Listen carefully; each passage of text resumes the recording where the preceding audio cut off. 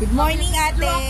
Tatanungin lang kita, simple lang yung tanong ko sa'yo. Meron kasing kumakalat na balita na Nipah virus sa India at may tendency daw pong dumating sa Pilipinas. Ano pong masasabi nyo? Kapanipaniwala pa ba? Hindi naman kami naniwala dyan. Siguro sa panahon lang yan kasi pag ulan tag-init, trangkaso lang yun. Pinapalala lang nila yung sitwasyon, kaya ganyan. Totoo po yun. Bakunado ba kayo, ma'am? Opo, bakunado ako 3. Pero kung di kinakailangan sa trabaho, hindi kami nagpapabakuna kasi meron kami kasamahan na kahit high blood infection na namatay. Namatay, ma'am? Totoo po ba yun? Namatay siya? Oo, namatay siya kasi inatake siya ng high blood. Lalong tumaas ang BP. Ang mga ilang days siya bago namatay? 4 days yun. Kasabayan 4 days namin. After ng booster, ganun? Oo, sa huling bali pangatlo yun eh. Ayun lang sinabi sa kanya, inatake siya. Ganun. Oo, inatake daw.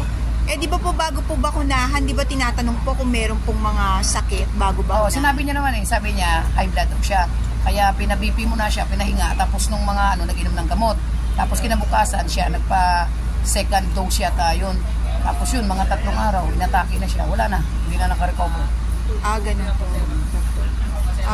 Tawag to. Ano pong masasabi nyo na mayroon daw darating na virus sa Pilipinas, yung Nipah virus? Hindi naman ako naniniwala doon. Pero syempre, na naman yan, lalaki na naman yan. Kahit na tag-ulan, tag-init, trangkaso lang yan, pinapalaki na naman nila yan. Para sa inyo, parang exaggeration lang, gano'n? Oo, parang fear-mongering. Oo.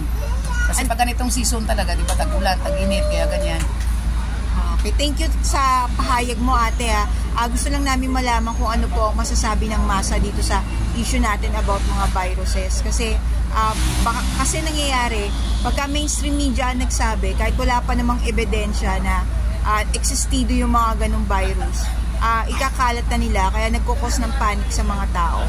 Yun lang po yung gusto namin malaman kung ano po yung inyong pahayag. Thank you po, ma'am. Salamat po.